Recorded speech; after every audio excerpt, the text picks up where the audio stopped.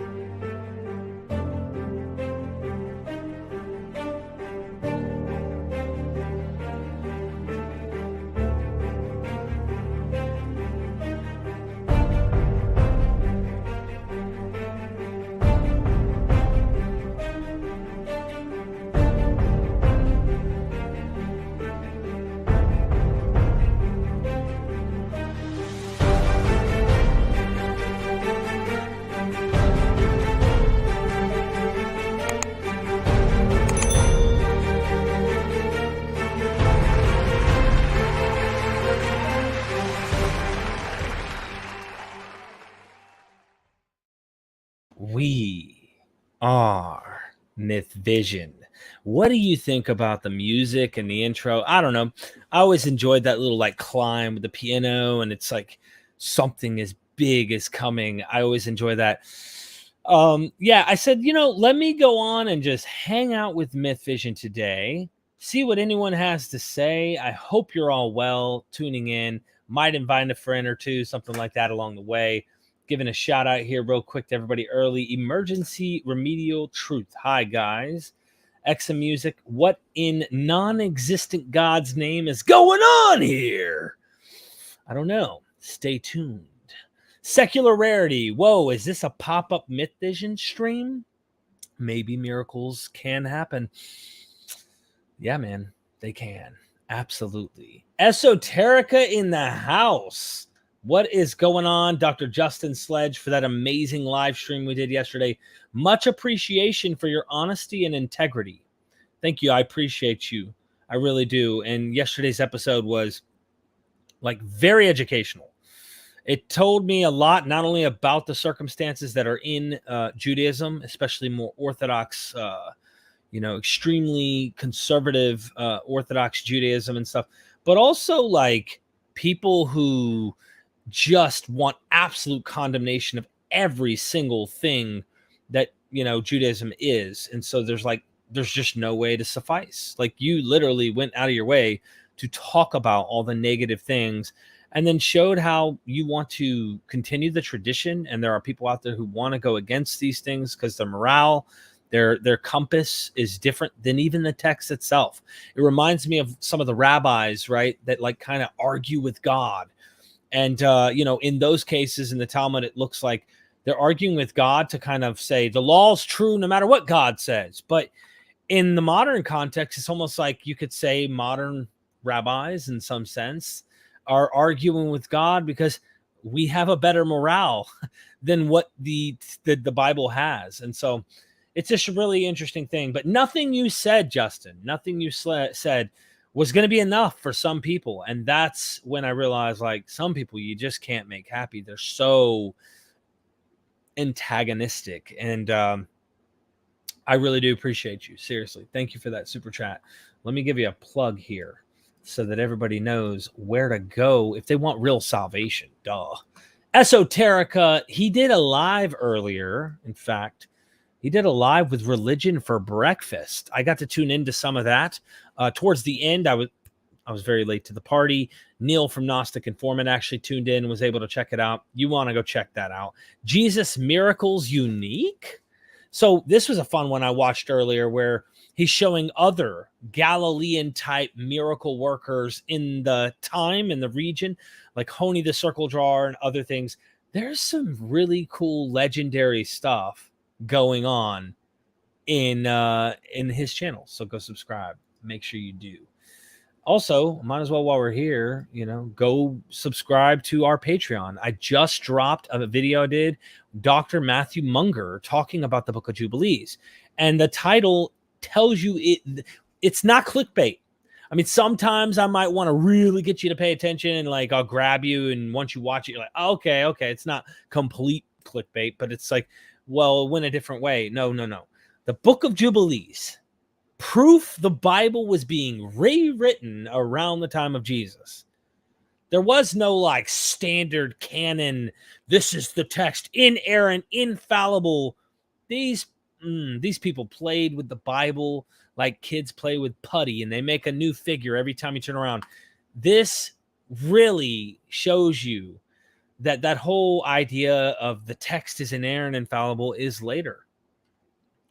It was already being played with, which makes sense why the New Testament is able to do what we modern evangelicals that I once was, what we did is we love to call, in our Bible college that I went to, and all of them, I'm sure, across America that are evangelical are saying, you need to do exegesis.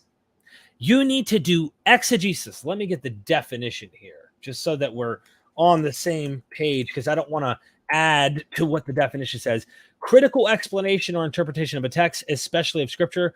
Well, the way we understood this is to say what the text really says, what it really means. This is the way the evangelicals typically use exegesis. And then isogesis, I hope I'm spelling this right. Whoop. Hope I'm spelling that right. I could be wrong. Here it is. Okay.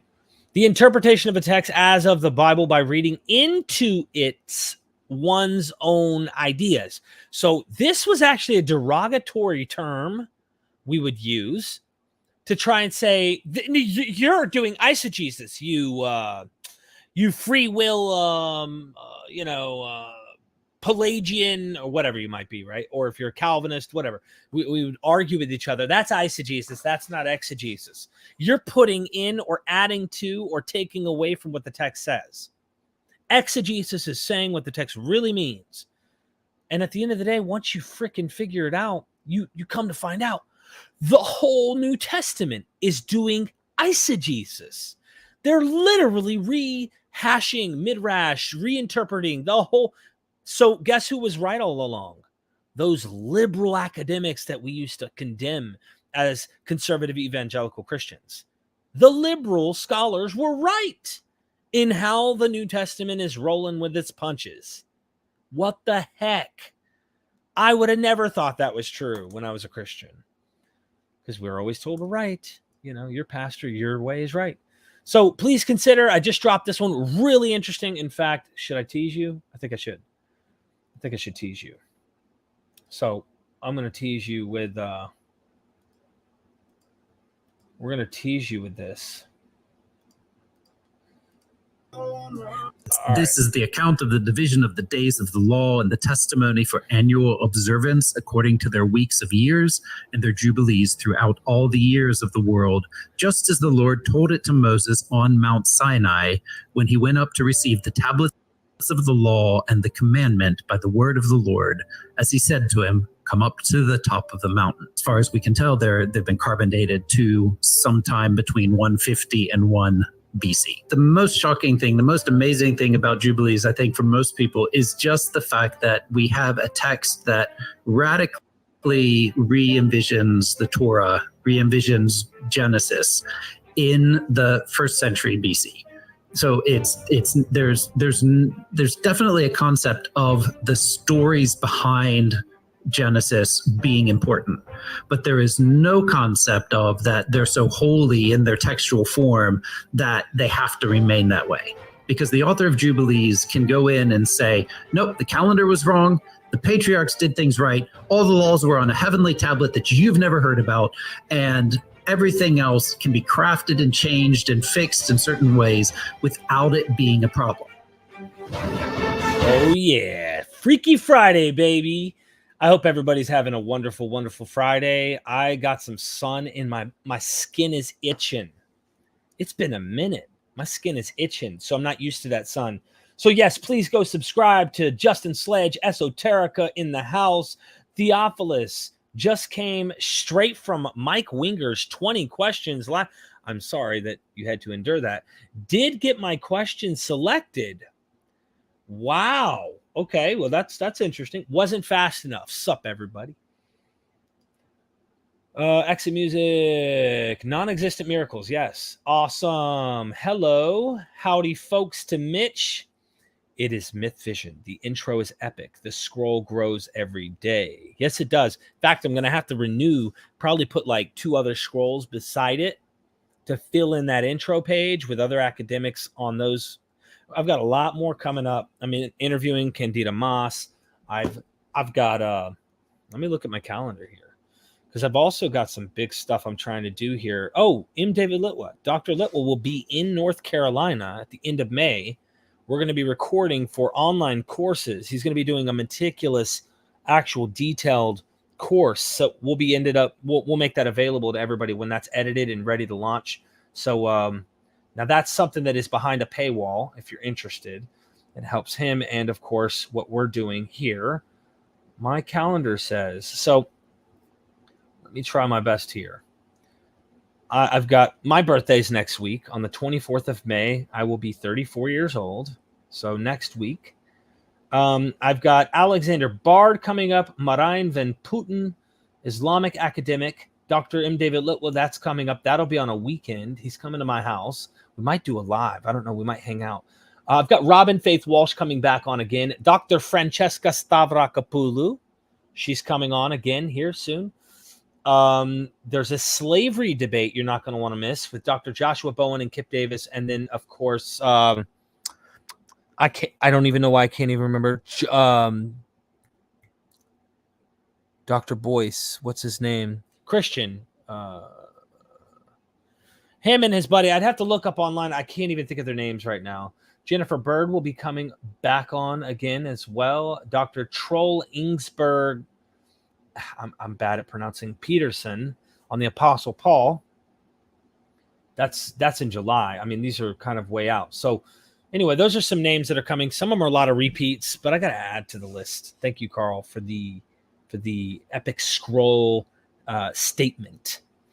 Mr. David reads, I like it. It builds musically. Great animation, too. Thank you. Jonathan Sheffield, a Christian friend of mine, helped me commit heresy. That's right.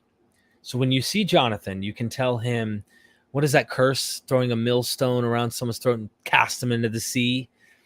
He's stumbling. He made me stumble. I mean, what else, can you say? Yeah. Derek, were you ever Jehovah's Witness? I think I got your message in an email or a message or something. Maybe it was on one of my posts here. I think I just saw your comment. So no, I was never a Jehovah's Witness, but you can call me an apostate because I apostatized from Christianity. So it's, I think it's like a common trope when you're within the Jehovah's or XJW group or within ex-Muslim group or whatever, they call you an apostate. So I am what you'd call an apostate from Christianity. But yeah, thank you for the question. I don't know that person by name.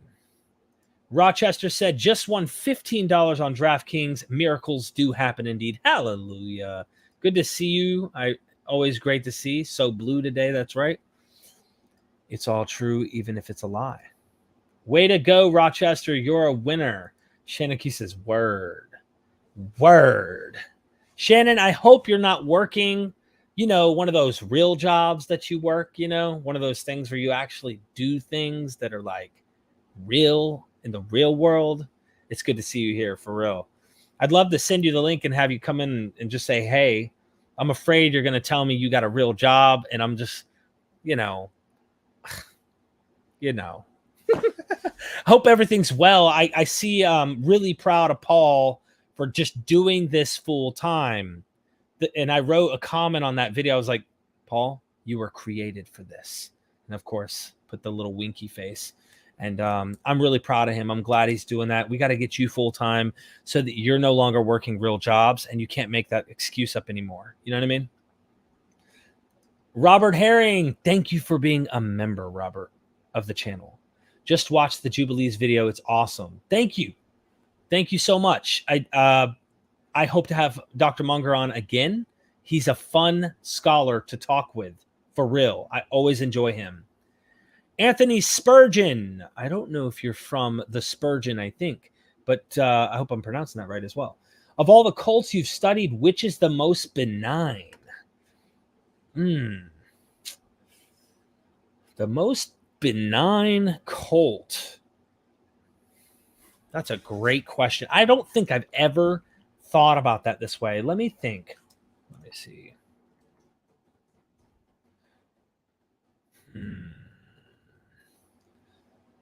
As far as cults go, I'm trying to think of some names of them. Well, we can go ahead and check off. From what I understand, when I'm using the term cult here, I mean just bad stuff, right? Scientology's off that list. It's not a benign. That's a tough question because they all have like different aspects about them that are bad, and they're not all identically bad in the same way. There's different things that are bad about them. But as far as cults go, I'm going to be someone's going to probably think this is ridiculous. I'm just going to throw it out there. Jesus from Australia. Like, this guy is a hippie. He's got a weird emotional cult. I think the harm that's been caused by that cult, I'm not saying it couldn't turn into something like Jim Jones. Please don't take that wrong, because it could. They live on a compound, but it's like a hippie type cult, and it's like the worst thing I've seen that has come of his cult is marriages being like broken up, because he has this weird teaching that you're created with a certain soul mate that you have to find in this world. And if you don't find them, well, if you end up connecting with someone who's not them, things aren't going good in your marriage or whatever. Like, this Jesus guy in Australia will probably encourage you, one of the cult members, to divorce them if they're not also like devoutly part of the cult as well. So many people's marriages have been like ripped apart because of strange, weird teaching that you were like created for a specific person. And like, that's probably the worst I've seen so far, other than there's a couple things that are suspect about that cult. But when I look at JWs and I look at, Mormons, in many cases, there's some Mormon cults that are extreme. There's different levels of this. When I look at Scientology, I can't compare it. And then there are cults within Islam, of course, and other things that are just, those are really, really bad. So that's my opinion. I could be wrong. Maybe the audience can help remind me, because I've done so many interviews with various ex-cult members. I would be happy to hear what you have to say. Who do you think, out of all the cults that I have maybe interviewed that you're aware of, is the most benign, if you had to compare them? That's a tough question, even if I were to put it on the audience. Thank you for the super chat, my friend. I really appreciate that. I'm an Exegesis. Exegesis, question mark. I'm just trying to cover everybody. I like to see everybody's chat. Try to make sure I'm catching everything. Theophilus says, it was biblical exegesis that got me to realize that Christianity is a fraud. That's eisegesis. Exegesis is the opposite. From the folks that can't read Greek, if there's one thing plus 90. It's impossible to say what an ancient scripture really means without inserting one's own ideas. That's, I'm not going to say, I wouldn't go maybe too far on that, but getting all that it means and the understanding of interpretation, understanding the mind of the author, that is something that I don't think can be ascertained, if that makes sense. Hello, Tumblebug. Good to see you here. Interpreting the lyrics of the band Genesis. People of the book rarely read it. That's true. Hello, Sage. Elbow Cough. I recently dumped my association with Patreon, but not my support of MVP. Thanks for making direct support available to your fans from your website, Derek. Absolutely. Thank you so much for still being around. I mean, I get it. There's been people who are like, tough times. I understand. I just appreciate everybody's support in some way. There are ways to help, like liking videos, sharing it, adding comments, things like that. So, Robert Herring, thank you for the super chat. Just watch Jubilees video. It's awesome. Many questions. We're going to do lives. Don't worry. I had questions too. Where did I write those down at? Yeah, I have some other ones too that I did with him, and I'm like, okay, this requires further investigation. And I hope that that did that for you as well, Robert. So I look forward to doing the live with Robert or Dr. Munger, and maybe we can get some questions in. Ryan, what is up? Big fan of Dr. Moss. I emailed her a long time ago, and she saw the kind of audience, the kind of recordings. This before I had serious, like, nonstop PhDs on the channel, and she rejected the interview. She was like, nah, I'm good. I'm not interested. And then I recently emailed her again and was like, please give me a chance. Please, I really love your work and I want to interview you. And she wrote me back, she, absolutely, I'd love to. At those times, I really was questioning your channel and stuff. And I don't blame her. If you go back and look at a lot of the stuff I had early on, I don't blame her one bit. I think I had like 4,000 or 5,000 subs at the time. But she's like, I'm coming on. Don't worry. Derek on meds. No, actually.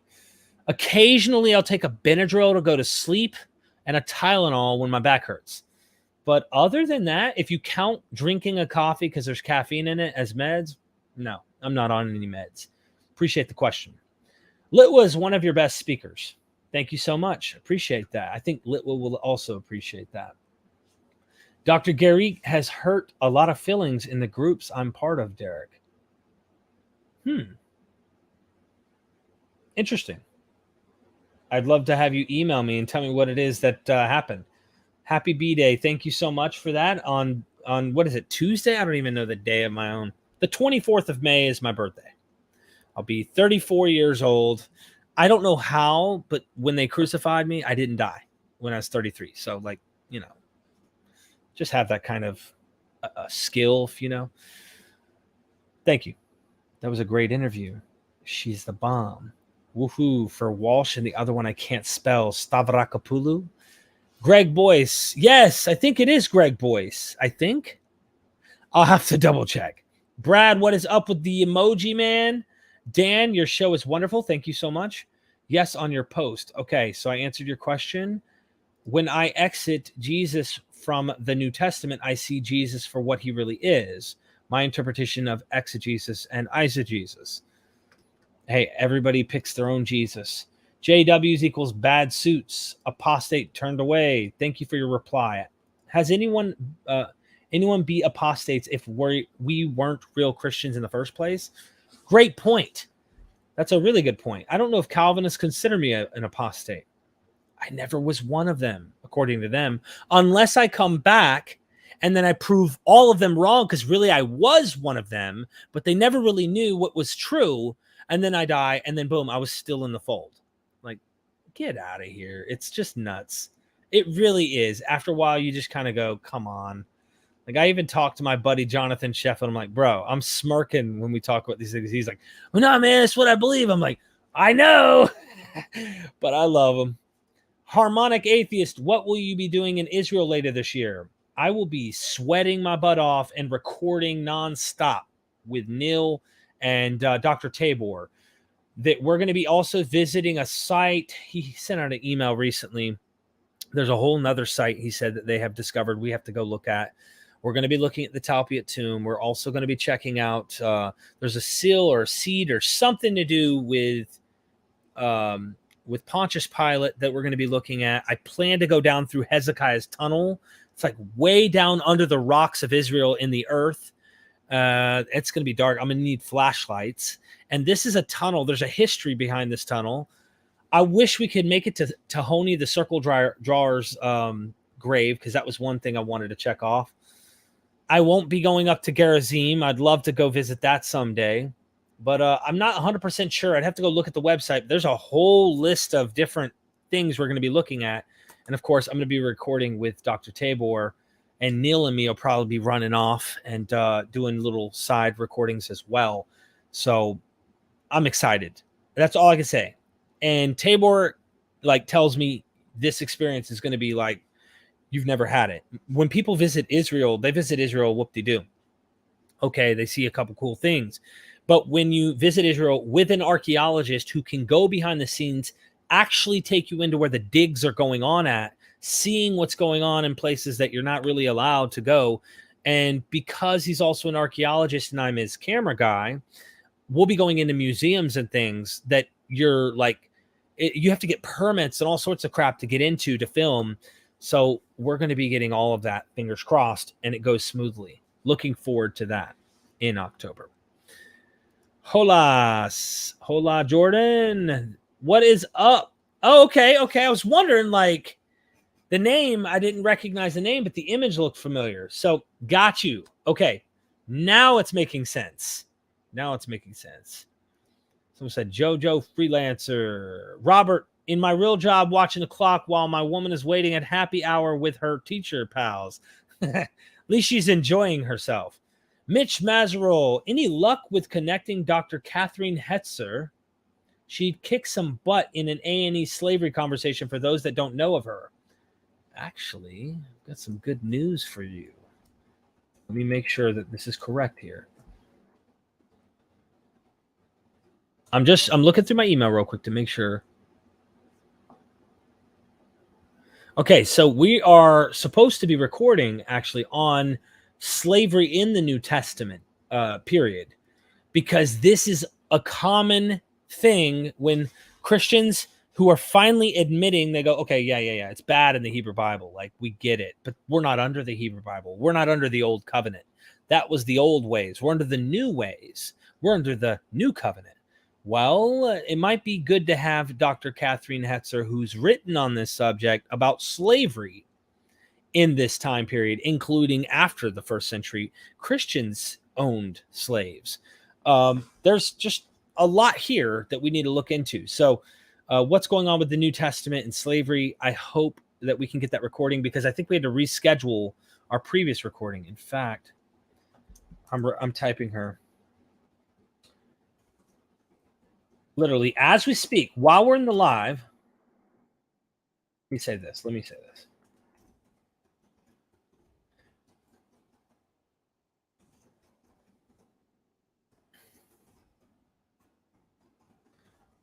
I am saying I apologize for missing the date.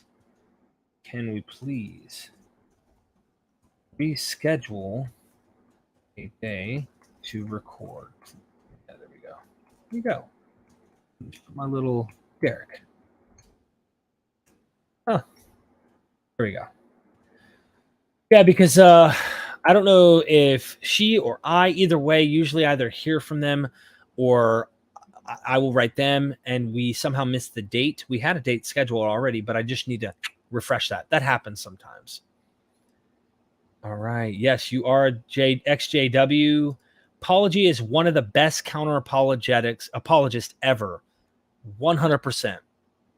He's so patient and just very clear when he says what he's saying, you know. I always enjoy it. Mitch says, hit that like, folks.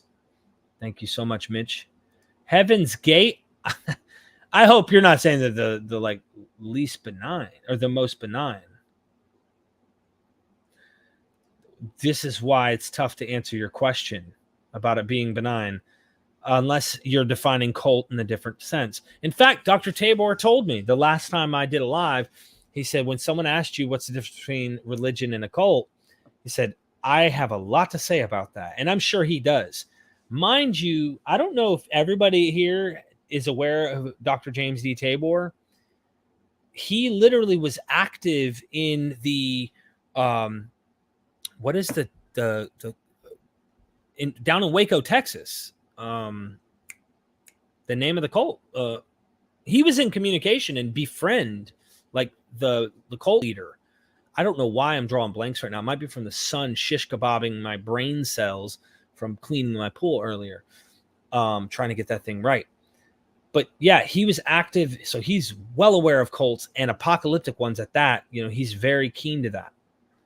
So, Brad, I can't help you, man. I don't know what else to say. Cult is a religion you don't like. Is it possible for a cult to be benign? The modern definition explicitly means something that isn't benign. Interesting. The Mansion family. Thank you for the super chat, Jonathan Francis. I really appreciate that. Any advice on higher power for this newly minted atheist in recovery? For me, right? I started to interpret this whole higher power concept as like, all right, look at ants. If you look at a community of ants, one ant's strong enough. You see how they lift that. But if you get 1,000 ants, they can really carry large objects and they work together. They're social creatures. We're social creatures. We literally evolved that way. And so the way I look at it is, if I have me alone, sure, I have some power, but I have a lot more power if there's a lot more people.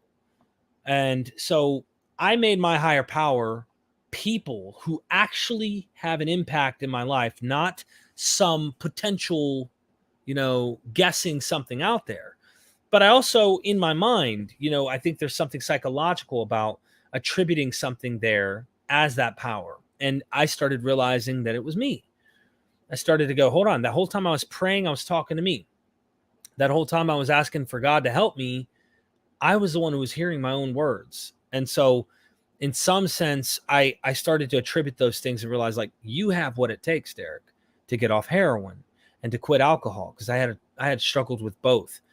And so that I would make that higher power concept and apply it to me. I wouldn't need any ontological beyond me God. But when you read the Alcoholics Anonymous book from the 30s and the NA book, of course, they mean higher power as in, like, they actually are assuming one needs a creator or something literally beyond.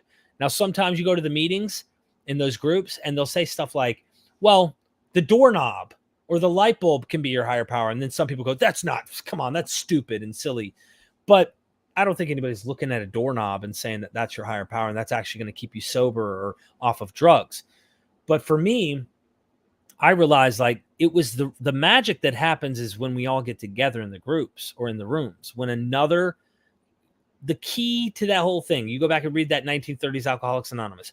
Bill Wilson? I can't remember his last name. Bill, the main character in the story who wrote the book, he worked with another alcoholic, which kept him from getting drunk. So working with another human being is absolutely necessary than isolating oneself. And there's a lot of reasons in modern, like, scientific reasons why people are like, no, you need to socialize. You need to connect. You don't need an invisible deity to do that. That was the assumption when they wrote these books. But it's not necessary. In fact, there's movements of recovery that are atheistic. Smart Recovery is a group that is not theistic in any way, and they recover. They also don't say like I'll never, if I use, I'll die. They have different ways of approaching addiction than the 12-step types. So that would be my advice. My advice is realizing, like, I had what it took. I just needed to, like, connect to the right people and do the right things and take advice. There are some good wisdom from 12-step stuff, like actually taking advice and listening, being honest. These are things that'll help you stay alive, because we want to lie and hide our addiction and things like that. You don't want to let go, But thank you for the super chat, my friend. I really appreciate that. And if you have any more questions, feel free to email me. I hope your recovery is successful and you're able to help others as well, because that is a big key to the success. Helping others help me. It's like kept coming back, by helping other people. It helped me remember what the hell it was like, but also keeps me doing what I'm doing. Australian Jesus was a Jehovah's Witness. That's a good point. Is the atheist experience a cult? I don't know. I don't think, it depends on your definition of cult, right? Like a religious cult. I don't think it is. Cult is when you follow a man. Different definitions. MythVision. Do you know the taboo video on your channel? The taboo? Do you want to edit that video? What? I don't know what video that is. Okay, so you said you're done with Red Judaism. Don't know what's going on with that. Quakers are pretty groovy in a fundamentalist sort of way. I lost you. Hold on. Here we go. All right. Cult is embarrassingly small religion. Have you heard of Glory Val in New Zealand? I have not. All right, I'm going to skip down a little bit here. Let me just go here. Love your content, Mott Mott. Thank you for the super chat, Mott Mott. I really appreciate the love. Friendly Muslim said, I'm not a happy bunny. Will you make me happy, MythVision? With a peaceful request, please set up the call in with you know who. Who do I know who? Please inform me. I'm not sure. I'm trying to guess. Please set up the call in with you know who. Are you talking about apostate prophet? That's the only thing I could think of. Again, Mott Mott, love you too. Thank you for the content, giving admiration and the support for what we do here at MythVision. You rock. These doctors don't believe in the Bible. It appears it's just their living. People who believe in the Bible and teach it and are being paid to do it, it's just their living. I don't know. Not blaming, just concerned because he's super psyched, not like normal, and I'm drunk. All right. Be safe in Israel, Apollo said. I will. What is this live about? Did something happen to you? Nothing happened to me. Just Freaky Friday. Let's just have a fun Friday. I figured I'd hang out with you. You know why also? I'm taking Saturdays and Sundays off for my family. So it's like, it'd be like a 3-day weekend away from y'all. I don't want to be away from y'all for 3 days. And I was like, you know what? Let me come on here and hang out with the audience and say, hey, I always like to listen to what you have to say and enjoy hanging out with you. Even the criticisms and positives and stuff, I can respond. But yeah, I just wanted to come in here and say hey to you, but I might invite somebody here in a minute. I'll see. I'll see what I can do. I will see. We're just having a Freaky Friday. I mean, who the heck doesn't want to have a Freaky Friday? Indo, what are some of the most mind-blowing, cool, interesting things you've learned since you started this channel from all the interviews and such? Jeez. Well, I would say for me, the most mind-blowing, right, is there's the scientific stuff that I've discovered, and I'm like, oh, snap. You mean the brain does all this stuff? That's not even really like the mythological stuff, but it ties in. There's a lot more I think about our, like, trying to connect the dots between our psychology and our anatomy to the world and our perception of the world, and even going back and understanding how ancients thought before writing. All of this stuff intrigues me. But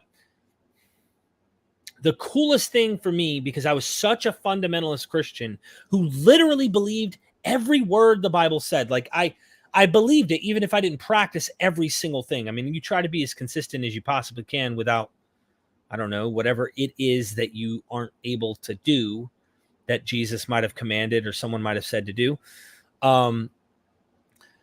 I think what really blew me away was realizing how common these things, from virgin births or miracles and miraculous births to doing miracles, you know, throughout the ancient world, ascending on high.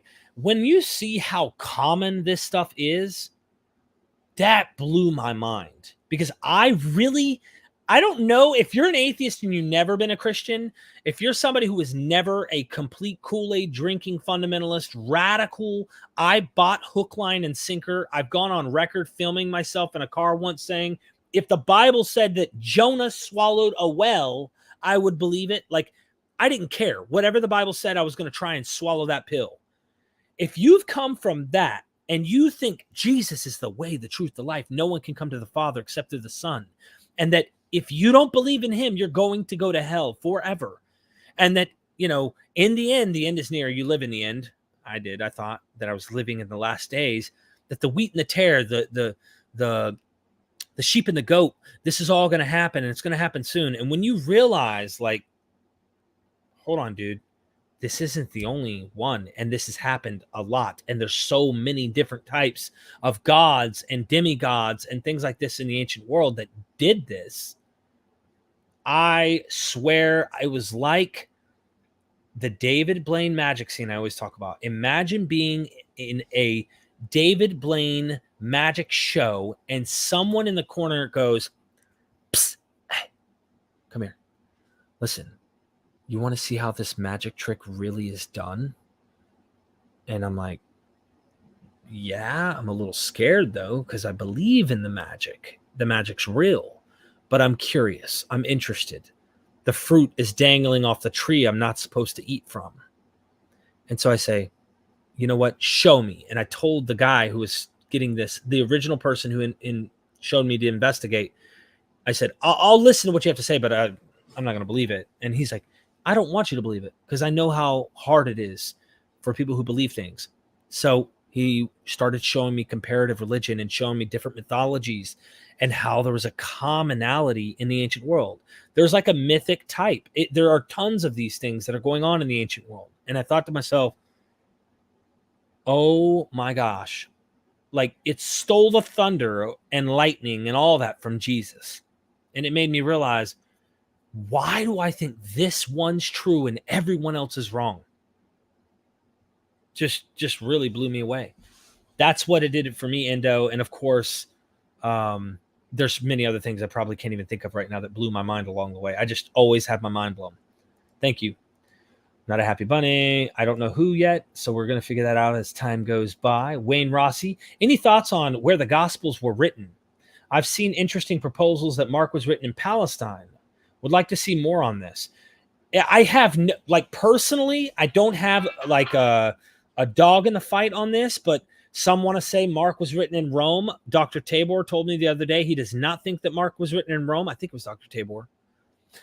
Someone, academic-wise, said they do not see it as written in Rome. And yes, it is Dr. Tabor.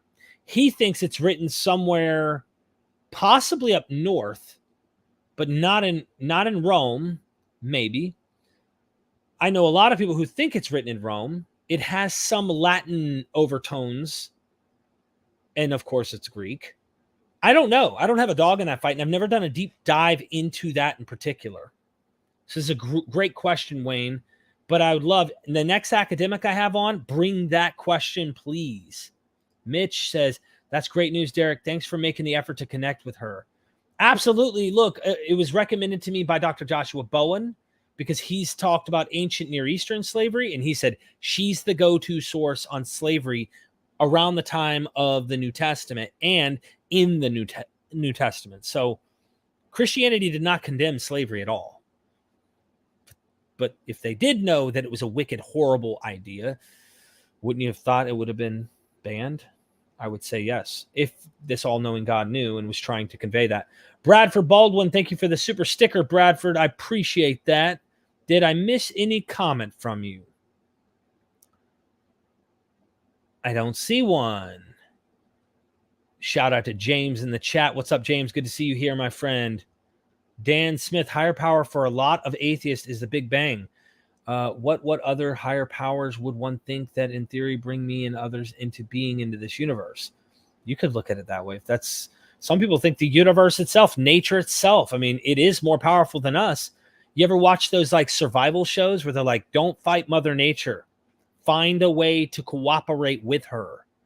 She's badass. Mother Nature will kick your you-know-what. So yeah, I would say nature itself is far more powerful than we are. The magic happens by community in a positive perspective. Sorry, I'm like, huh? Theoretically, good to see you here. Sherry D. Derek, you're so smart. Really enjoy your content. You are a beautiful drop in the ocean of humanity. Thank you, Sherry. Really appreciate that. I like to think I'm not the dumbest, but I also know that I'm not the brightest. I know there's so much to learn, and I'm excited about it. I want to take those complex things that these academics spend 10, 20, 30 years talking about and learning about and writing dissertations and stuff, and then like chew it up and then try to like spit it out for a popular audience to enjoy. So thank you, Sherry. Someone said AA is not effective. It is merely here by circumstance like Christianity. It's worked for some. It's worked for me temporarily. Gnosis is our higher power. You have an incredible story. Thank you so much. I'm scrolling down here. I've got a lot of updates that are taking place. So it's skipping me down. I'm going to get the super chats here. Jake K in the house. Jake, thank you for the love, my friend. Really appreciate that. Super sticker. Jonathan Francis, thanks for the detailed, thoughtful response. And I do find it moving working with my fellow humans in recovery. Much love to you for all you do. Thank you, Jonathan. And you know, one thing I've learned in recovery, like that's helped me in my MythVision world and with the religious is like, when you realize we all have a common issue and we have a problem, whatever that might be, drugs, alcohol, meth, heroin, coke. And I mean, we're talking drug addiction here, right? So it can get ugly. It's not just drugs. It's not just alcohol. There are people who have addictions to foods. There's people who have addictions to sex. There's people who have addictions, I like to think, even with religion. It's just the kind of personality that I had. I replaced the high I would get from the drugs and then become very religious at times and then replace it with Jesus and getting into worship in the Bible and like obsess over it. I'm talking bad. One day I have to get my wonderful, beautiful wife to come on here and tell you like the real scoop of what she had to deal with. And it's a little triggering to me. Like I feel guilt because I know how bad I harassed her about it. But going through all that trouble and almost dying from addiction and then walking away also made me have a lot more empathy. So now I know how to put people's shoes on because I know what it's like to suck and hurt and the pain of life. Like really know what that's like on a real level. And you do too, I'm sure. So when I hear people who are in these cults or in these religions, even when they're actively in them and they're speaking to me, and they may even be angry or hate me, I try not to hold a grudge. And I realize, like, I get it. You're kind of stuck. Have you ever talked to someone in active addiction, one of your loved ones, and try to convince them to get clean? Hey, stop doing drugs. And they blame you or they give you a guilt trip or they make you angry or whatever, but you love them.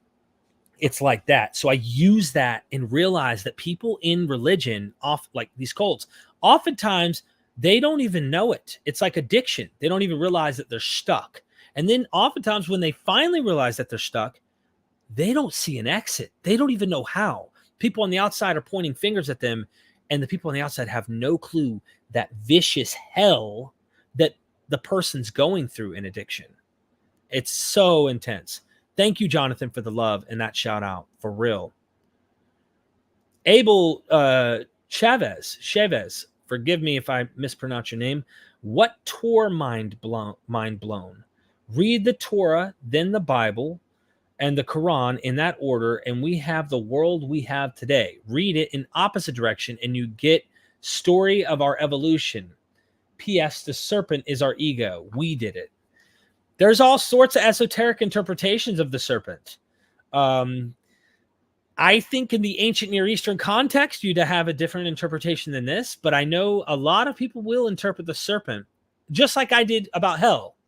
So notice I said like I was going through hell in my mind, or, well, hell, I'm just reinterpreting it to be something I'm experiencing in my head. Now, people who are esoteric, they do that kind of interpretation on things in the past. I do think there's an evolution we can see here, okay? If you read things in the opposite order, you kind of get the story of our evolution. Yeah, because there's morality development even. By the time you get to the Quran, now I know there's some bad and ugly things there too, but when you get to that, and then Muslims go, see, we knew that this was better. The Bible has men, women, and children being murdered and slaughtered, genocide. But see, in our case, you aren't to kill the women. You keep them for your slaves or whatever. And it's like, I mean, while they at least get to live, and you wonder if that's something they really want to do after they watch their husband or whoever gets slaughtered and killed in a war, at least there's the progression taking place in some of these narratives as well. So there is an evolution that is happening. And I kind of look at these old texts and these myths and legends and stories in the Quran and the Bible, you name it, and you go backwards and you realize these are kind of fossils of our thinking. These are fossils of the thinking of humans over time, mostly men, patriarchal systems. So too bad we didn't get too many fossils. I wish we had more fossils of how women thought, because those would be interesting stories to really know throughout time. Like, how did they really feel in all of this? AD5, too drunk to think? What's the topic anyway? My religion is Nuria. So being a woman, please tune in tomorrow. Nuria is gathering women apostate avengers. Okay. Since this topic can go wherever you want it, I'm going to plug Nuria's channel. I believe you're talking about Nuria with the ex-Muslim channel. Let me get her channel up here to plug for everybody. I always like to plug. Here is her YouTube channel, and I will be putting it in the chat in just a second. So she is called Holy Humanist. I think I'm right in this. Please go subscribe to her YouTube channel. She is working hard to talk about, being a voice of someone who left the religion of Islam, and she has been mistreated. I did an interview with her a while back. She was really treated in a bad way, and so her experience is not a good one. Some people may have a good experience. Most likely probably raised in the religion, I would suspect. Very rarely do I see people convert to this particular religion. It happens from time to time, but in the West, I don't see it happen often unless it's like a modern reinterpreted version of it. But nonetheless, she has a really interesting channel trying to kind of go into these things and expose those. I hope I am talking about the right person that you mean to say your religion is Nuria. And I always butcher her name. I always feel like it's Nuria, but I think she said it is Nuria. I always mess that up. Thank you so much for the super chat. Jake K, what do you think? Do the argument from religious experience? It's embarrassing theists have to resort to it and try to claim it's veridical. Laughing my butt off. I get it. So, obviously, what do I think about it? I think it's just a subjective experience that we all as humans share. Now, some humans have different issues. Some people actually have hallucinations, which, dreaming is kind of a sort of form of that, if you will.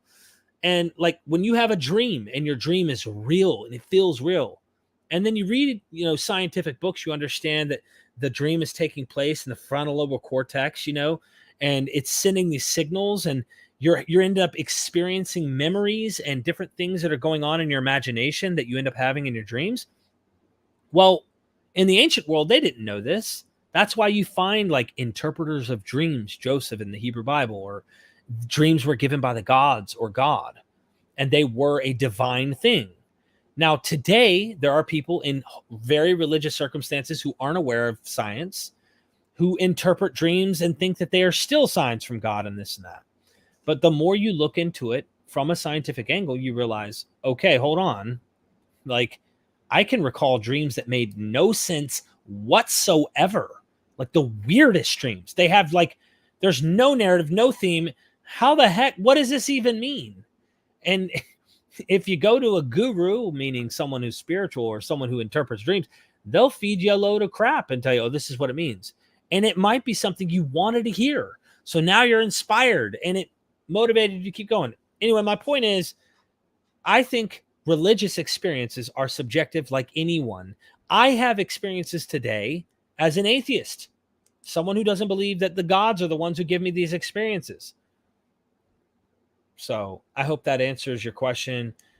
I think that it's the most honest approach that they can take. So while we say it's embarrassing theists have to resort to it, I think that that's the most honest position to hold, is that their experience is what made them come to that conclusion. Because I can tell you what, when I have experienced pain or I've experienced love, or those experiences are the most real thing I can have because it's me experiencing them. But if you try to act like you have veridical evidence outside of your experience and the Bible proves this is what convinces you to know this is true, or whatever your religion might be, the Quran, the Bible, Hebrew Bible, if you're in Hindu traditions, whatever you might be part of, I think that is not that's not a good test.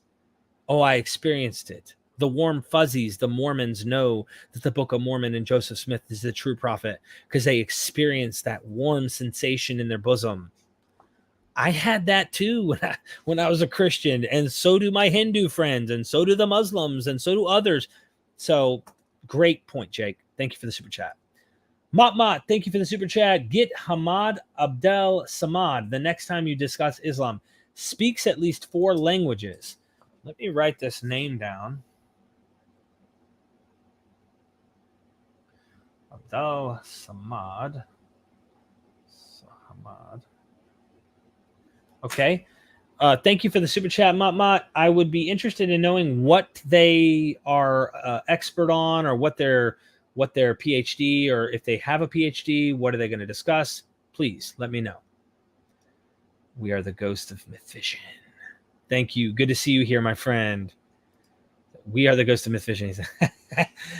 Yeah, I saw you in there, man. Thank you so much. Inquisitive Mind has been useful, very helping friend of mine who's helped me in Islamic scholarship with getting Western academics that are in this to kind of pay attention to Islam. And we're taking a critical approach, of course.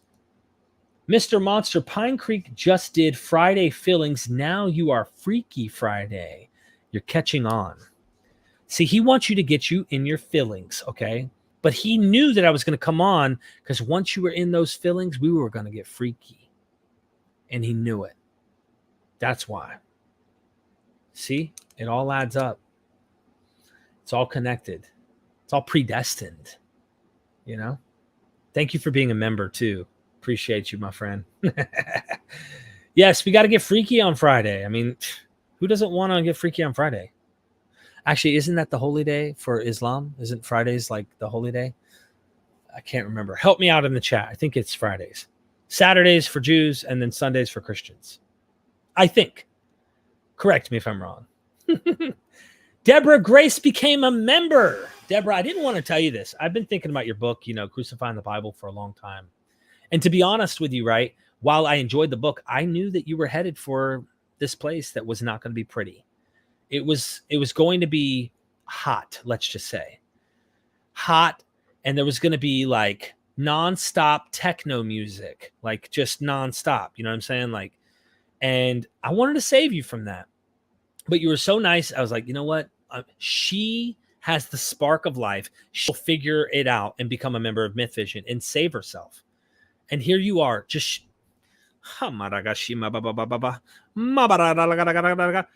you are saved now.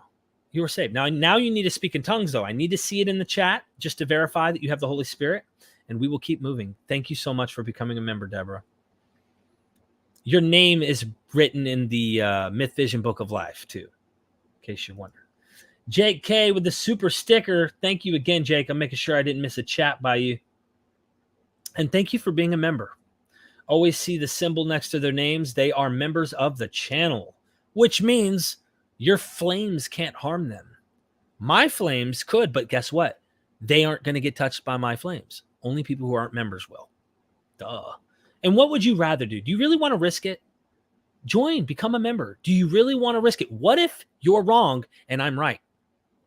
Join the membership. You don't want to test it, do you? Amir Sarter, since you like to plug, could you shout out the Open Peace podcast for all your Israel Palestine info? When is your episode with Abud Cohen? Welcome on our podcast anytime. All the best. Thank you for the super chat. Good to see you here. I actually plugged it on that episode that I have not launched yet.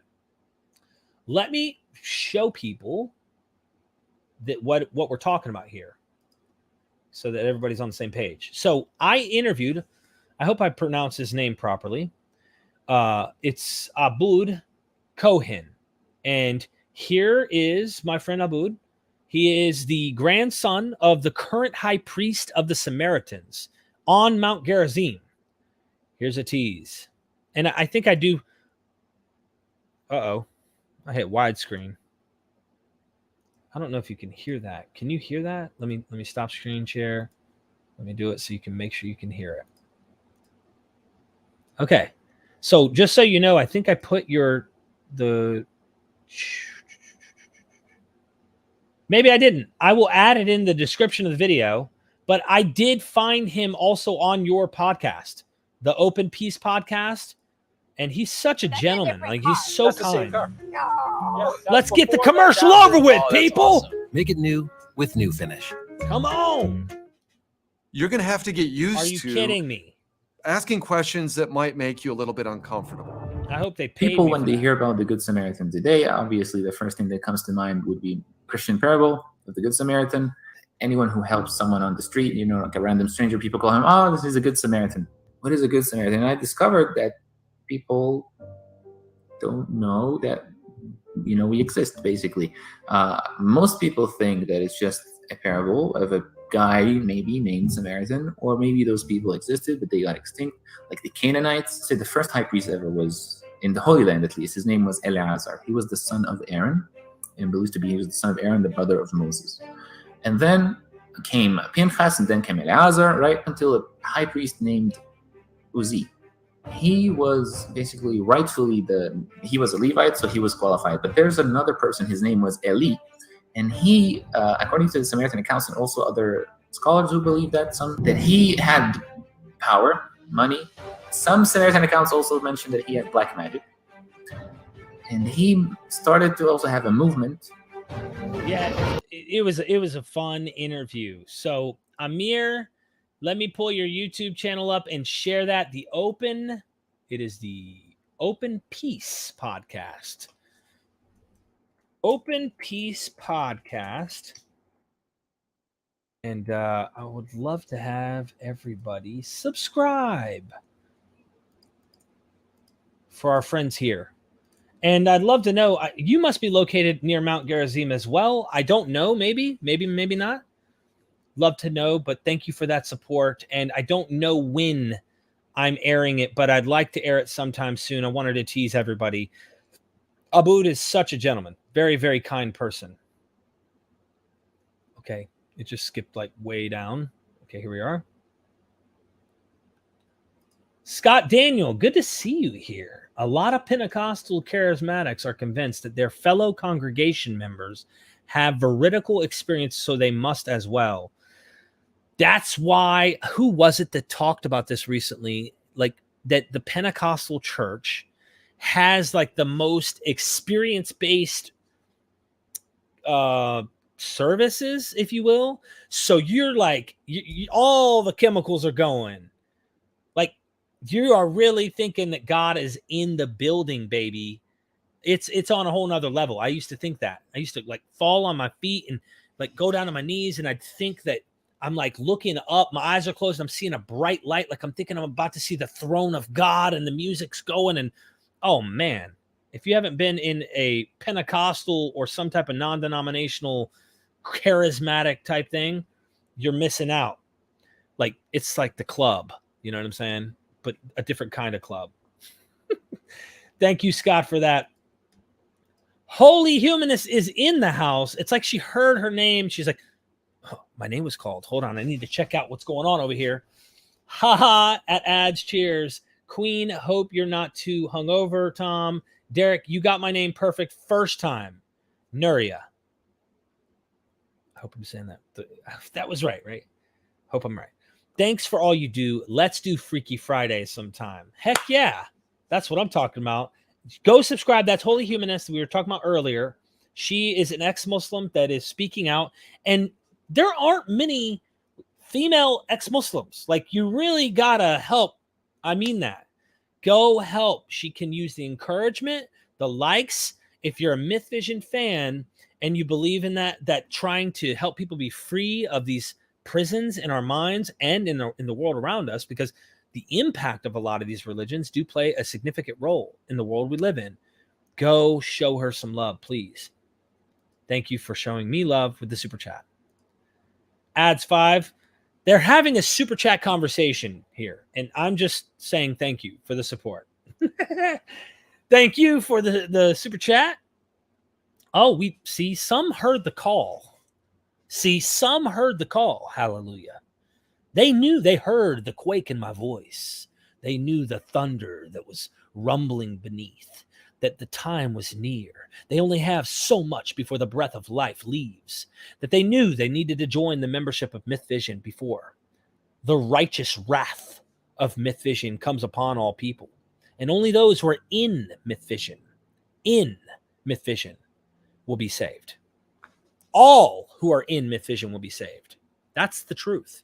Do you want to test the truth? Do you really want to test it? I don't think so, and neither did Mitch. Mitch, hallelujah. The angels grew wings just now, my friend. You are a member of MythVision. I appreciate it. Seriously.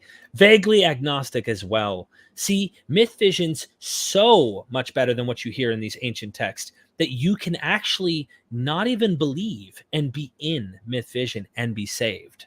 You get it? You can be anything and be saved in MythVision. Come join. Get saved.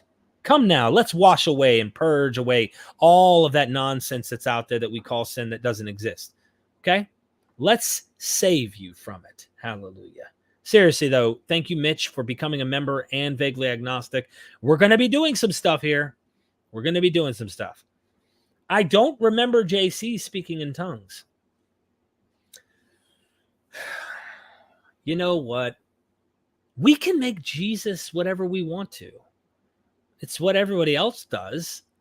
Let's have fun and make him speak in tongues. Why not? Come on. Paul did. The early movements did.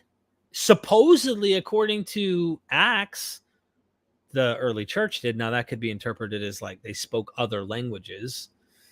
Now, in Paul's letters, that's glossolalia. I don't care what anyone says. That's legit gibberish. That's what he's doing. We got to admit, that's what he's doing. Apollos, curious of your favorite superhero. No gods allowed. I'm different.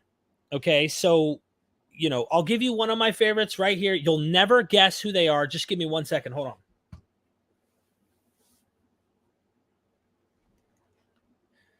Okay, you'll never guess who my superhero is. You know what I mean?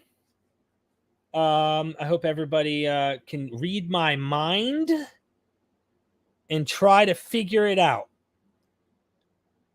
But I don't know if they'll have the powers to do it. If you do, I feel like the calling is calling you as well, my friend. If you can see my superhero, then you might have a gift, the gift of the Spirit.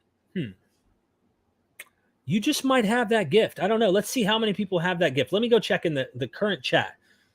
Oh my gosh. How do people know it's working? I'm telling you, do you not feel the Spirit in here right now? Like, I am feeling the Spirit.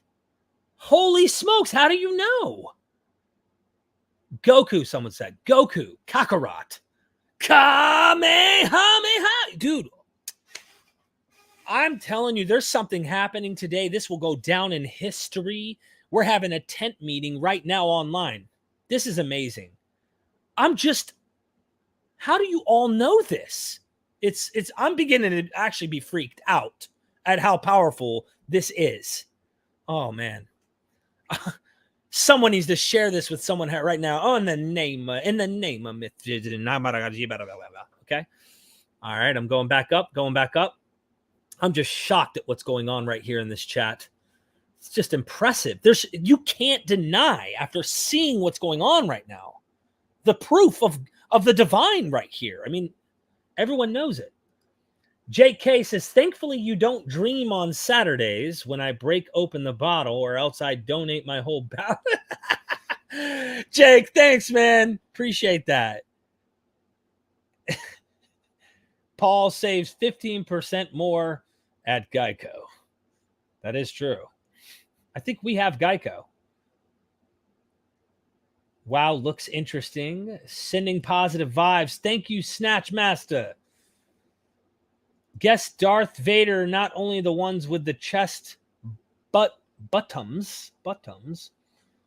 Okay. Melody, hey, can't stick around. Just wanted to say, hey, MythVision, love you, Melody. Thank you for everything. Always encouraging in the chat. Every time I go to do a show, literally, I see your face and I'm like, or see your word. Like, I feel like I see your face. See your name and I'm like, okay, Melody's in the chat. Everything's going to be all right. But seriously, I know you have my back and I know that you love learning this stuff. I'm very thankful for those who are ride or dies and always just show up to say thanks and just commenting and things like that. Thank you, Melody. Abud Cohen seemed like a pretty chill dude. He's very chill, Ken. Seriously chill. and lit was really interesting to get a Samaritan point of view, such an ancient religion and maybe closer to the original Israel. Maybe they try to hold on to a more ancient form of Hebrew. So it may be. Thank you for sharing it out. You're welcome to Israel anytime. Please feel free to swing by. Maybe I can arrange a meetup with Aboud if you're interested. Look, you know the day is coming, my friend. It's going to happen. It's going to happen. We're going to have to make this happen someday for sure. Thanks, guys, for checking out the Open Peace podcast. Your support means the world to us. Please go subscribe. I interpret this to mean keep doing the good work that you're doing. Am I accurate? Tell me I'm accurate. Tell me I'm on point. I'm on point. I know what you're saying. I have the interpretation gift.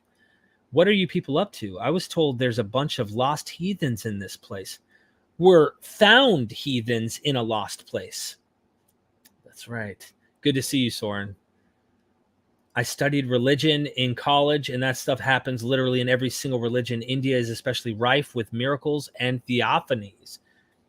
That sounds like exactly what some people want to interpret as going on with the transfiguration scene in the Gospels. But I don't think it's a theophany. I think it's legit an apotheosis. But either way, this stuff's like all over the place. Hold on. I got someone harassing me. These people, like, who do they think they are? You know what I mean? Hold on. Let's see what this person wants. They're harassing me in the middle of a live stream. Let's see. What? He knows that I'm calling him. Yes, ma'am. Hey, you know you're live, right? I'm live? You're live on MythVision right now, Derek Bennett. Oh, that sucks. I am so shy. Hey, yes, Jessica Kent is actually a friend of mine in the recovery community. Shut up. I'm dead serious. No, get out. Why would I make that up? Did you go back on her channel? She interviewed me. I'm on her channel. Really? Yeah. I gotta see that. Yes, my teensy tiny girlfriend, who's a Caucasian Smurf. Okay. Candace watches her all the time. I was going to tell you, there's no God, and the whole bit about Jesus rising from the dead, and that's a myth. That really? Did not happen. This is news. We're gonna have to catch up about this. Yeah, I didn't know this. I was just actually reading a letter here from the Church of Christ, Candace's old church. Oh. It's House to House, Heart to Heart, has an article, Is Jesus' Resurrection Credible? By Alan Webster. Man, I tell you what, it'll change your life. Wow. You know what? I'm feeling a change already happening right now in the middle of this live stream. We're going to go to church and get wet, buddy. Well, listen, I just created one. It's called MythVision. If you're interested in the real truth, you might want to join us, you know? Hey, we're not going to fake. Listen, we're not going to pretend we're not a cult. You know, like we're not going to shy away from it. We're just going to own it. What do you think? Absolutely. My all-time favorite, my hero, is this guy who was just down in red and blue pills and like writing stuff down on napkins. He was a sci-fi writer. He talked about the Lord Xenu. 75 million years ago he came to the planet Didache, right? Yeah, that's true. All these bodies that he just blows up around volcanoes with atom bombs. And so I don't know if you've ever had any struggles in your life. I haven't. I don't know if you have. You appear not to. No, heroin addiction's not a struggle. So. No, that's good grief. That's a little bump in the road. That ain't nothing. But you were dealing with Thetans then, and if you hook up to an e-meter, that'll fix all of that, Bob. We can bring that in to the MythVision cult. I mean, there's a lot of stuff. We will talk about this later. We can make the Baha'is look like they didn't go far enough. You know what I mean? So make Mormonism look, downright reasonable. Exactly. Derek, say hey to everybody. They actually see your ear or whatever it is, your side of your face right now. Here I am. Say hey to everybody. Tell us what's the name of your YouTube channel, man. Hey, my YouTube channel is Theologica. Check it out. I've got videos where I talk about religion and how it's kind of silly, but I use scholarship. Primary source text. I'm okay at what I do. Get with it. Get on it. Hey, check it out. Your name is spelled right. Okay, just want you to know that. Yes. All right, gotta go, brother. All right. Love you, kids. He said he loves you. All right, brother. Love you. Bye. Peace. Awesome. There you go. Sorry for the detour. When people harass me like that, I feel like I got to call them out, right? We got to call them out. Thank you for being in here. I really appreciate it. Holy humanist. Jason Kim, Christianity was a lifelong hypnosis, for me, and I am so lucky to get out. Love your channel and learning more from your channel than when I was a Christian. Peace. That is exactly my experience. I'm glad I'm able to facilitate that kind of area where the people can come and learn more than they ever did and get excited and have fun doing it without the stigma and the dogma and the don't think that way. What do you mean don't think that way? Just let's have fun. Let's learn this stuff. Let's have fun learning stuff that typically in an academic setting you may not be as enjoying. You might be sitting there going into class trying to learn this and going, I'm taking the academics and making it useful, and it's actually applicable. It helps people like us that are in the tough spot. So Jason, thank you so much. I was under the hypnosis as well, and I'm glad that I'm not anymore. I'm just having a free time, enjoying learning this stuff and going wherever the evidence takes me. Thank you so much, my friend. I must have made people crack up a little here. Or maybe I didn't. Maybe I didn't. Hey all, Caterpillar, good to see you here. Ken, you're welcome to check out the podcast on the Samaritans with Abood. Oh my gosh, I'm in the MythVision cult. Nothing wrong with that. Nothing wrong with that.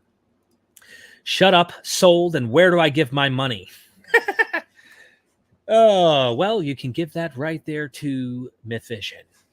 And you'll make sure that the people that didn't hear this message before you can exit their purgatory and enter heaven. It's an easy way to figure things out.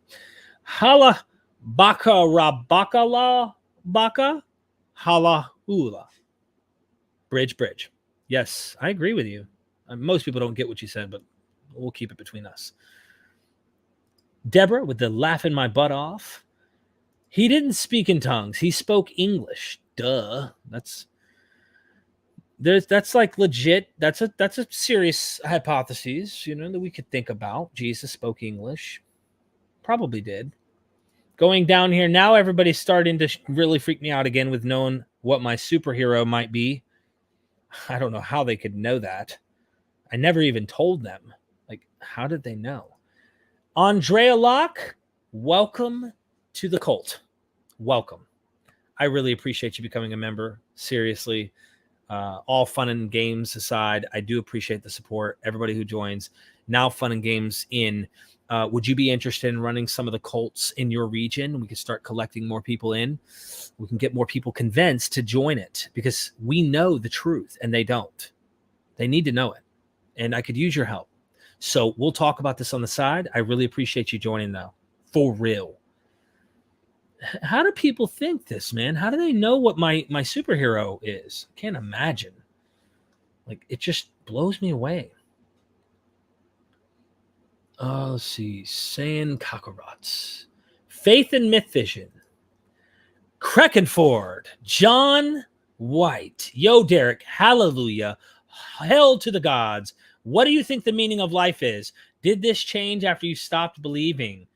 Wow. The meaning of life. Goodness gracious. What a strange question to ask. I honestly think that's a strange question to ask at this point. The meaning I have, I'll say, is my purpose, right? What do I feel like my purpose is in life? And that is to help, to love. And it's to try and give as much as I can to those who are around me that are loved ones and those who are beyond that as much as I can. And the way that I do that for me that works is taking care of myself. I know it sounds selfish, but the best way for me to be of use and helpful to others is to try and take care of myself in the process. And so I'll say I'm interpreting your term meaning to be purpose, and that is to help my 3 children, my wife, and to be useful for my loved ones, and then also go beyond that. But like in that order, my wife, my children, and beyond. So to me, if you were to take an approach, let's say we took a purely evolutionary approach, we evolved in as units, as social creatures, but also mothers gave birth to children and such. So there's this family unit. I feel like that's kind of the point if we looked at it from a purely natural point of view. But for me, it's to try and help as many people lessen their suffering, whether it be psychological, ideological, physical, because I'm going to tell you, I felt all of those, everything from the cult mindset to beating oneself over God, looking down at him, thinking he's doing wrong and evil, and you sinner, your righteousness is filthy rags, and you need this guy Jesus in order to be pure, all of these things, to physical addictions that weren't about spiritual issues, even though the church wanted to keep telling me they were demons or it was a spiritual matter. It was something else, and it's not a physical, actual issue that the DSM, the scientific handbook, if you will, the textbook, tells us is. See, that's a big no-no. I'm going to go with the science before I listen to the church anymore on this. It just doesn't work. So let me plug your YouTube channel, for goodness sake. How could I not? And I need to have you come back on, man. Like, I'm a little bit jealous that you and Neil have been hanging out, and I have not recorded with you in a minute. But I need to show everybody. Seriously, where's it at? Stop share. Share screen. This is his YouTube channel. If you have not subscribed, you really should. He deals with serious scholarship. He dives into the oldest known myths in Proto-Indo-European mythologies and how they go down into Hinduism, and is there a connection to Abrahamic ones, Mesopotamian myths, Greco-Roman stuff, like the origin stories of Rome when it comes to Romulus and Remus. There are connections potentially to these older Thor, Odin, and other things. Got to check them out, seriously. And this is your skill set. So, John, please, let's schedule a date and record. We got to do another one, man. We got to come up with a topic. But please go subscribe. Let me put that down in the chat so everybody in the chat can show love. And I just commented his YouTube channel. Thanks, John. Really appreciate that, man. I hope that answered. Did it change? Yeah, because I was so focused. I'm going to say it changed. I'm not going to say it changed completely because I love my family and my friends and all. But like my focus, my actual attention was able to be given more to the people that actually mattered than an invisible thing that I thought existed. And like it, my focus wasn't on the loved ones around me as much as it was obsessing over this God and this religion. So I will say that, yes, there's a definite change there. Thank you. Yoni, I hope I'm saying that right. I want to say Johnny Spinoza, but I almost want to say Yoni for whatever reason. What's your opinion on Naruto? Oh, my kids love Naruto. So if they love Naruto, I love Naruto. That's my opinion. They love getting their shirts. We remodeled their bedroom with Naruto. We have them decked out. I didn't know about Naruto. Then I saw a few episodes and I was like, all right, this guy's pretty gangster. But other than that, I don't know much about it. I could call my kids in here and have them tell you about Naruto. Never wants me to wave at your audience. She said I just have to wave. Oh, okay. So if she says that, no, you gotta, honey, you're beautiful. Come here. Just come and wave. Let's step outside of our comfort zones just a little, babe. Come here, please. Please come here. Just say hey. My beautiful, wonderful queen is coming. So please. Babe, you look great. Come here. Seriously.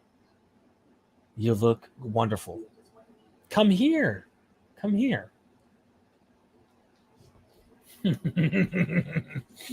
Mwah. Please say hey to everybody. Hello.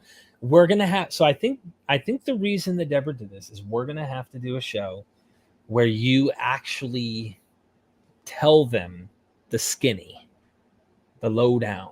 Let them know what really happened. How I was nuts. Okay. You know what I mean? Because I was trying to force like Christianity on you big time. But you were already a Christian-ish. I was a normal Christian. A normal. She was normal. Not like a, weirdo. Yeah. What? I mean. Love you. I am a weirdo, so whatever. If you're in MythVision, it's cool to be a weirdo. Do what? Deborah, she said that she did this just for you. Please congratulate her, and because it's hard enough to get her on camera. Everybody, you just saw a unicorn, like literally. Like, we thought they were mythological creatures. That was a real unicorn, and you got to see it. Hallelujah. Hallelujah. Thank you for that. I hope that was okay in response to your Naruto thing. So please. All right, hold on. Someone said something here.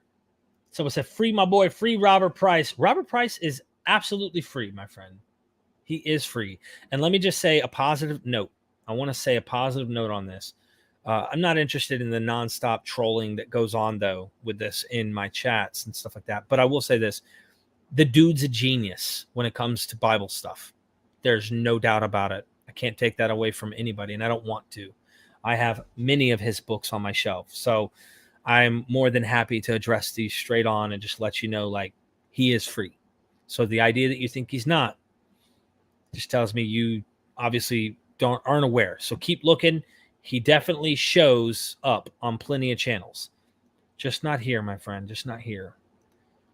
All right. Let me keep going. But I'll stop anyways. Something. Did you say something? John Sardi, what is up? Hey. He's so good. He uses sarcasms. Theologica, Theologica. That's right. I didn't plug that. Eric, I apologize. Forgive my sins, my friend. Please forgive my sins. I'm putting it up. Just please. I'm putting it up. Here it is now. Theologica. It's Theologica. Go. I'm telling you, he's awesome. Derek is based. He made great episodes here on resurrection and mystery religions. And he comes up with all sorts of great stuff. Seriously. Go subscribe. Love this channel. I love this channel, Deborah Grace said. It's my fave. Deborah Grace, we did this last time, and I was like, you know what? I did not know that you had a YouTube channel. If you don't have her book, seriously, Crucifying the Bible, her husband came up with it. Brilliant. Seriously, brilliant book. Go get it. All right, you go to filters. I learned this from Neil. Deborah Grace, there you go. Your channel, we got to get it bigger. Here's Deborah's YouTube channel. Crucifying the Bible is her book. I'm pulling that up too. We got to show that. It's an awesome cover. Great name for a book. Crucifying the Bible. She really does, in this book, crucify the Bible. She keeps her word. She promised, like, she ain't going to tell you no lie. She keeps her word. This is the book. It's on Audible if you want to hear it. There's that cover. There's like what looks like a bull pulling over the cross. You kind of have to wonder, like, is there something about the Torah here you're trying to emphasize about, like, the struggle between the cross and the bull? I don't know. Like, this, you can read into it. You know how those songs are. You read it, you listen to them, and then you say they mean things, and the artist is like, I never really said that initially, but interesting concept. Yeah, that's this book. Go get it. Go get the book. Putting that in the chat too. She makes the Old Testament and the New Testament contrast, where it looks like oil and water. I think I even had a blurb on it. I don't know if it's in this one or not. She's writing another book now too. Thank you for that support and becoming a member today. Feels good to have your sins cleaned by MythVision. You don't have to tell me because I already know. I already know. No name subscribed. I'm a Mormon mythicist. Joseph Smith in outer space. Oh, you're funny. You're a funny person. Shalabara. I am honest. Christians helped me leave. Honesty is a good thing. Spread the truth. Our anthem should be mayhem or some hardcore Norwegian black metal. We can talk about that when we have our little Illuminati council. We'll discuss that matter. And while we're doing our Freemason symbols and stuff, we'll figure out that. You know what I mean? If you believe, let me see something. Jaja says, if you believe is better than not believe, because in the end you will die. If there was a God, he will not punish you because you believe in him. If there is no God, you will not lose anything. This is the point I'm trying to make about MythVision. If you don't believe in MythVision and join the cult, be baptized into the cult by becoming a member of MythVision, you run the risk of every hell known to every mythology, because we talk about all of them. Or you can join and really not risk it, right? Just in case, even if it's not true, just in case, join, and you won't run into any potential of any of the hells that exist out there. Think about that. Think about that. Now that makes sense. That makes a lot more sense. If you just don't risk it, become a member, you won't have to worry about anything. And that is Pascal's wager. It's absolutely, no, it's not ridiculous, Ethan. It's ridiculous for anyone else, any other religions, but this one's the true one. I mean, we know that. Those who are members know that. Craig Ford said, you're a good man, Derek. I love you, John. Really, man. I really do. You're such a humble character, and you really seriously do. You pour your heart out. And I know how difficult it must be in the area that you're studying, because we've talked about this, how much real racist ideas are connected to the Proto-Indo-European mythologies and stuff. So I'm proud to be a friend of someone who's in that arena and is able to sift through it. And you can steer me in the directions of this is good scholarship. Watch out for this. Here's bad. Here's good. And I really appreciate that compliment. Dan says birthing persons. Merlin says, Derek is sincere. Thank you. Appreciate that. Seriously. Derek is indeed a very good man. Thank you, Jake. Really appreciate that. Well, I'm going to get plaques and start putting them up on the back. You know what I mean? So everybody knows, if he said it, it must be true. You know what I mean? And then it's over. We already have testimonials. You have seen me even split the moon. Everybody's seen me split the moon. We know that's a fact. I mean, if you don't, watch it for yourself.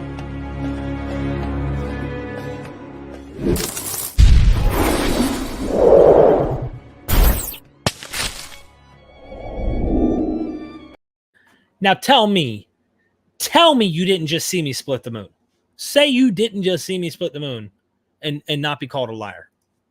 All liars go to hell. It's right in front of your face. The evidence is there. Don't you see it? Thank you so much for recognizing the truth of MythVision, Jaja. Really appreciate that. There is only one place, one God, and that's us. And I really appreciate that. John Sardi, thank you for the super sticker. Appreciate that. I don't know if you had a comment. Let me see where you're at here. Didn't see one. Thank you, John. I could be blind, but I think I see. Lauren, good to see you in the chat. Making sure I'm covering everybody here as we're wrapping things up. Just wanted to come hang out with you because tomorrow, guess what I'm doing? I'm going to my son's football game actually tomorrow. I'm going to spend time with the family. We're going to go probably eat at a restaurant or something, take them out for something special. And then I have movie day. I spend movie nights with my family now. I didn't used to do that. I used to work 7 days a week here on MythVision. And it feels so good. and I mean this. Like, I'm being funny and all that. It's the show. I mean this. I'm dead serious. Nothing feels better than actually like knowing and seeing my children actually know their daddy loves them. Nothing feels better than that. And I like, that's what I enjoy on my weekends. I really enjoy it. Now, when they're brats and I want to spare the rod, spoil the child. Just kidding. Oh my God, it worked. Look, you have powers, Deborah. Now that you're a member, see this, I didn't even want to say this because usually, just like the mystery religions, there's different levels in the cult of MythVision.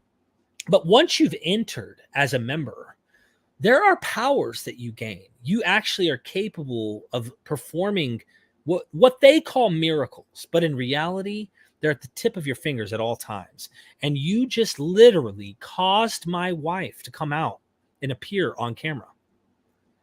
Tell me it isn't true. I mean, how many proofs do I need to show on one show the truth is MythVision?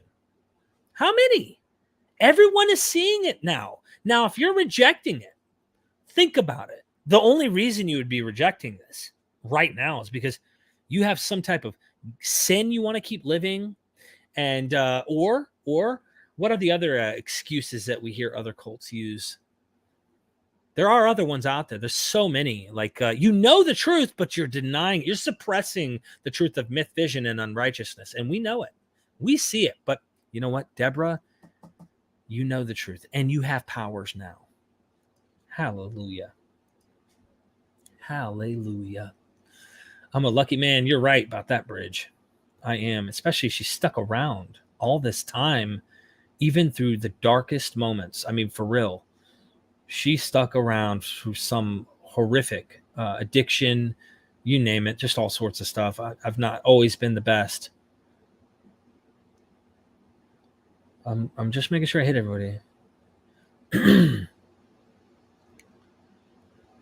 I hope the best for him, for real, J-Dub. Really do. Thank you for subscribing to Theologica. Theoretically subbed. Thank you. Thank you. You're getting like extra feathers on your wings in heaven. I did not quite dabble. The closest to Messianic Christianity I did is when I was in this non-denominational house cult, like house church cult. And we spoke in tongues. We were King James onlyist, and we kept Jewish holidays as well. Because she was like Jewish and very charismatic. And she told me that Jesus was going to return before she died. And she died about 8 years ago. So Jesus came back about 8 years ago or something like that. Now, I really loved her. She was a sweetheart. But the point I'm making is like, do you not see the constant claims? And then Christians will still hold on. They don't care. They'll keep on holding on. It doesn't matter who says it. Because the Bible says, and you got to keep on and on.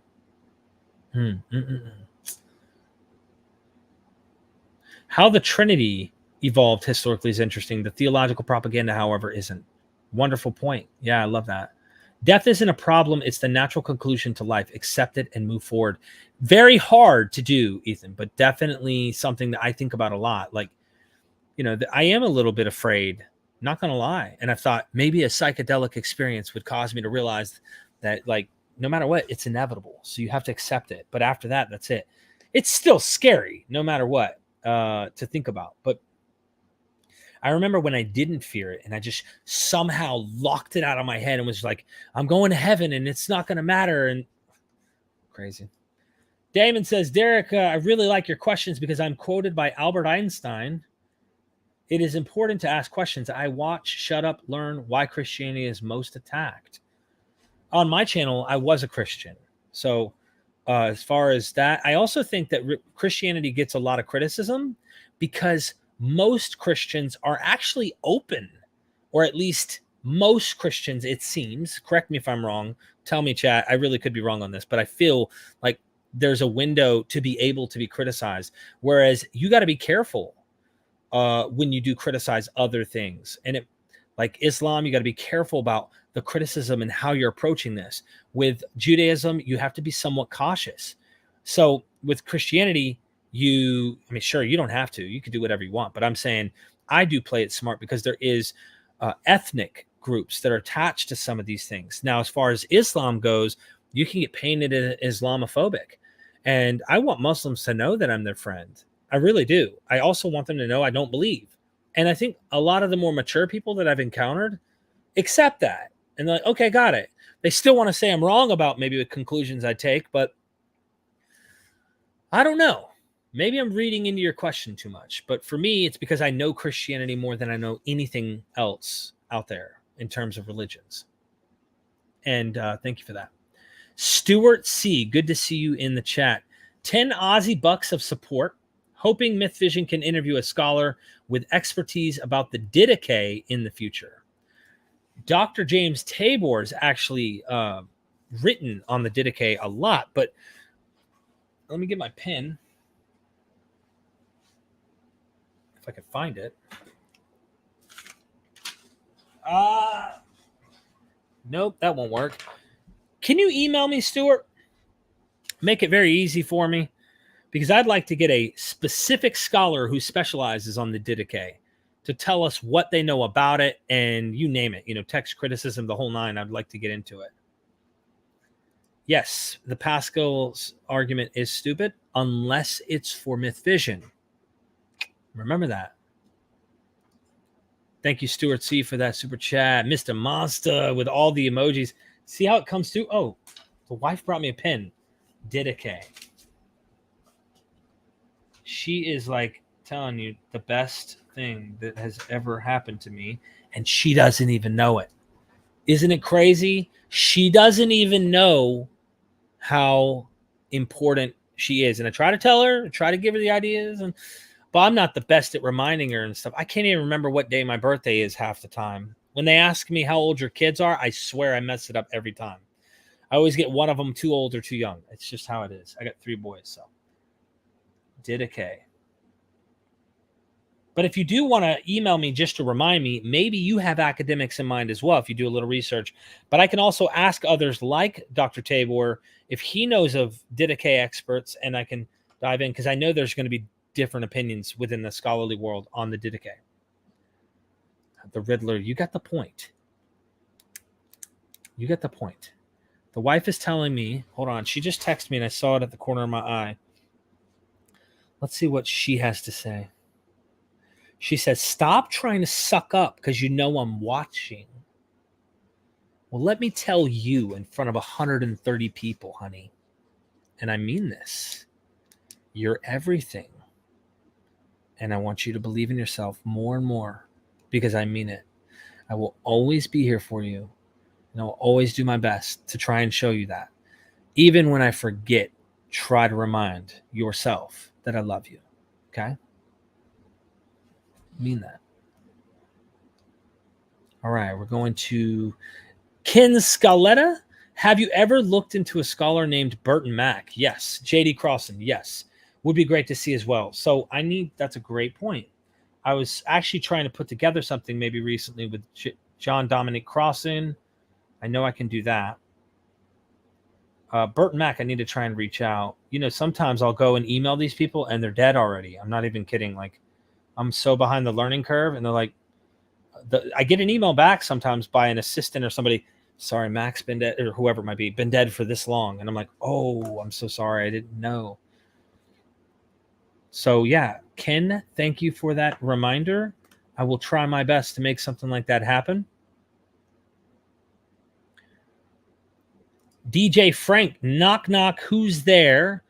Where, who, where MythVision?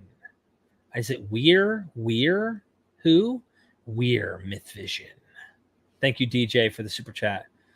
I've had, like, occasionally I'll get this negative thing, like, how condescending or how obnoxious is that intro? We are MythVision. It's just my slogan and the motto, if you will, for what we do. And there's this occasional person who's just so cringy, so this and that. And I'm like, come on, it's a show. Like, this is what we do.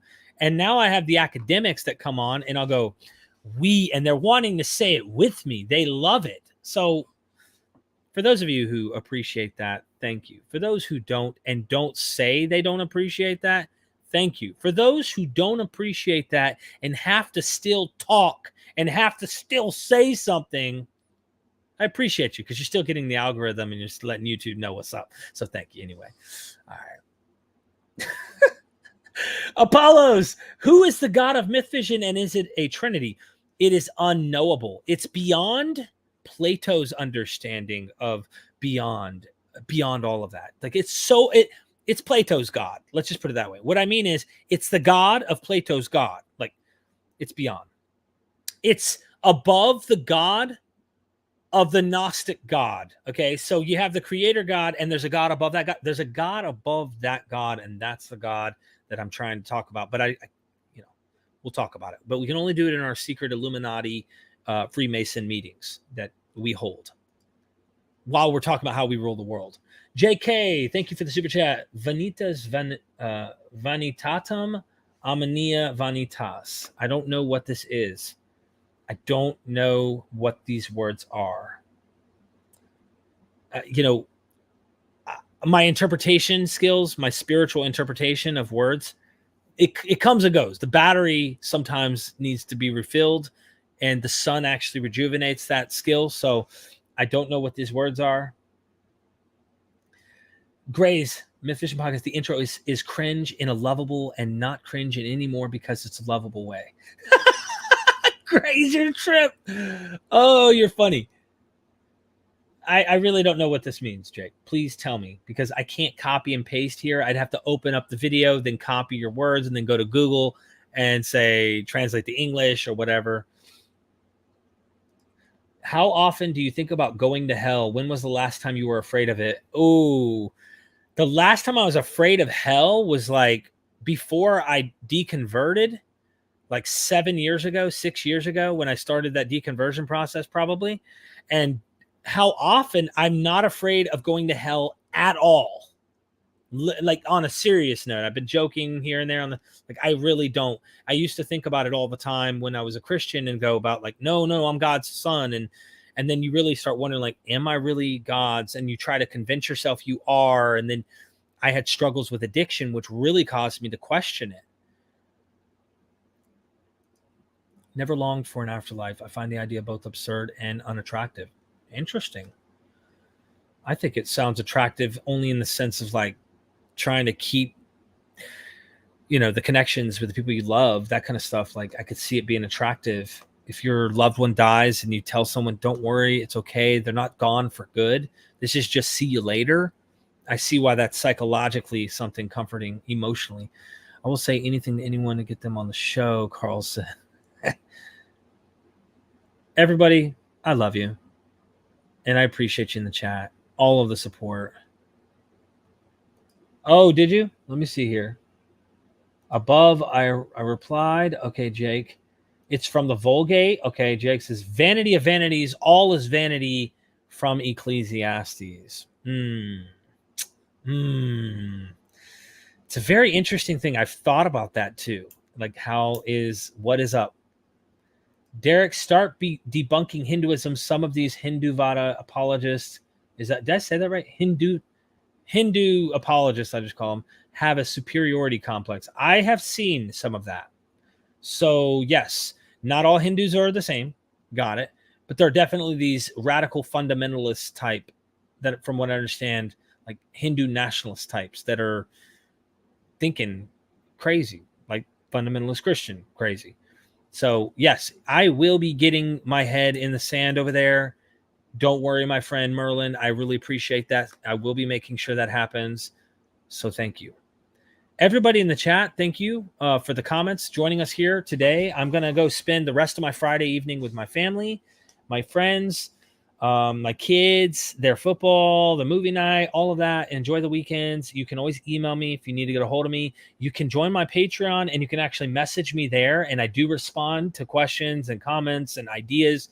You might have academics that helps me come up with ideas. And yeah, thank you for those who have joined that. In fact, I might as well do a little plug on that again, letting everybody know I just dropped off the press this Jubilee video, and it's wonderful. It's a really interesting book that gets expounded by Dr. Matthew Munger. I also sometimes notify my Patreon members of early, like in advance, about lives that are coming, so you're aware. I've got videos that are not on public out on YouTube that you can go and check out. Please consider supporting and, join today, please. I really, really encourage everybody to help get on board. Why? Well, the end is near, and you have to be in MythVision to be saved from the apocalypse, but also so you don't end up in that situation we were talking about earlier with hell. You want to be saved from hell? Join MythVision. We keep you from going there. Seriously. Please don't say the wife. Say Mrs. MythVision. All right, Mrs. MythVision, D. Thank you, everybody, the mods in the chat. And once again, I want to give a shout out to Esoterica yesterday, Dr. Justin Sledge, for being such a positive, kind scholar coming on teaching us. Thank you, those who joined the membership as well. I really, really appreciate everybody. When I have a tough day and I'm just kind of down and depressed, you lift me up. You really do. Let's go with a different outro. What do you say? We go with the Huckleberry. I'm your Huckleberry. Thank you.